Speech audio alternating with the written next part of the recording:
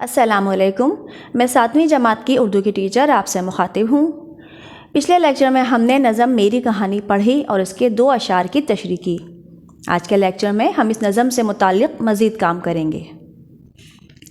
آج کے لیکچر میں ہم مزید کچھ اشعار کی تشریح کر رہے ہیں۔ یہ شعر کاپی میں لکھا جائے گا، جس کے لیے آپ سب سے پہلے تاریخ لکھیں گے اور پھر شعر لکھیں گے۔ کہیں جب نہ میرا ٹھکانہ ہوا، سمندر کی جانب روانہ ہوا۔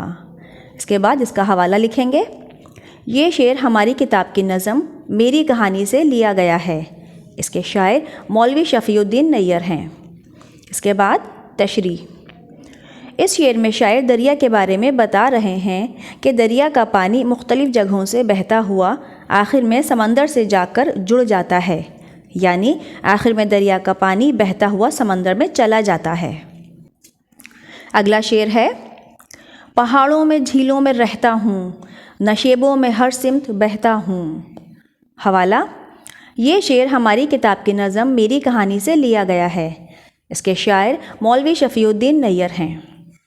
تشریح۔ اس شعر میں شاعر دریا کے پانی کے بارے میں بتا رہے ہیں کہ پانی پہاڑوں سے گزرتا ہوا جھیلوں کی جانب جاتا ہے۔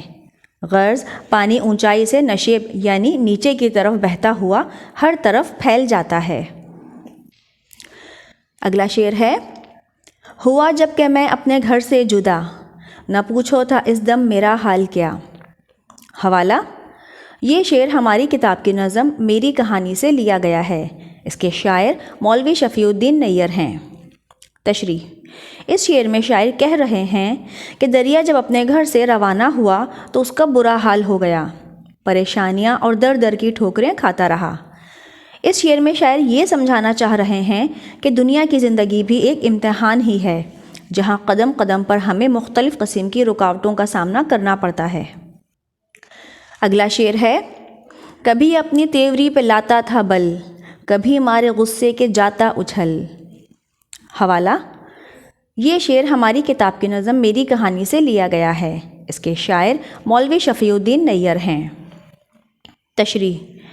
شاعر اس شعر میں دریا کی حالت بیان کرتے ہوئے کہہ رہے ہیں کہ میری اونچی نیچی لہریں میرے غصے و غم کا اظہار ہیں، اور کبھی کبھی تو جوش و جذبات میں میری لہریں بہت زیادہ اونچی ہو جاتی ہیں، جو کہ میری کیفیت کا آئینہ دار ہے۔ اس لیکچر کا اگلا کام سوال جواب ہے۔ یہ کام بھی آپ کاپی میں لکھیں گے۔ سب سے پہلے تاریخ، سبق کا نام، میری کہانی۔ اس کے بعد سوال لکھیں گے، سوالات کے جوابات لکھیے۔ سوال نمبر 1، اس نظم میں کس کی کہانی بیان ہوئی ہے؟ جواب، اس نظم میں دریا کی کہانی بیان ہوئی ہے۔ سوال نمبر 2، دریا کس صورت میں بہتا ہے؟ جواب، دریا چٹانوں سے گزرتا ہوا پہاڑوں کے رستے آبشار کی صورت میں بہتا ہے۔ سوال نمبر 3، دریا کس جانب روانہ ہوتا ہے؟ جواب، دریا سمندر کی جانب روانہ ہوتا ہے۔ سوال نمبر 4، دریا کہاں جا کر ختم ہوتا ہے؟ جواب، دریا سمندر میں جا کر ختم ہوتا ہے۔ سوال نمبر 5، دنیا میں سب سے اونچا کس کا نام ہے؟ جواب، دنیا میں سب سے اونچا اللہ کا نام ہے۔ اگلا کام ہے، دیے گئے مصرعوں کو مکمل کریں۔ الف، میں گرتا کبھی ڈیش آبشار۔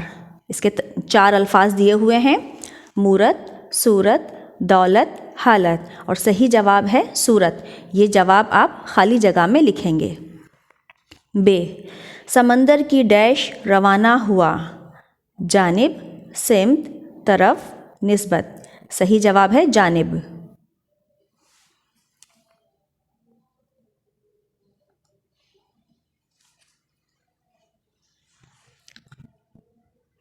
جیم، جو ڈیش پڑے اس کو سہتا ہوا، مشکل، راحت، آفت، دشواری، اور صحیح جواب ہے آفت۔ دال، سنا کر میرا ڈیش سب برملا، خیال، ملال، حال، جلال۔ صحیح جواب ہے حال۔ ہے، کبھی اپنی تیوری پہ ڈیش تھا بل، جاتا، لاتا، ملاتا، آتا۔ صحیح جواب ہے لاتا۔ لیکچر کا اگلا کام مرکزی خیال ہے، یہ بھی آپ کاپی میں لکھیں گے اس طرح سے: تاریخ، نظم کا نام، میری کہانی، مرکزی خیال۔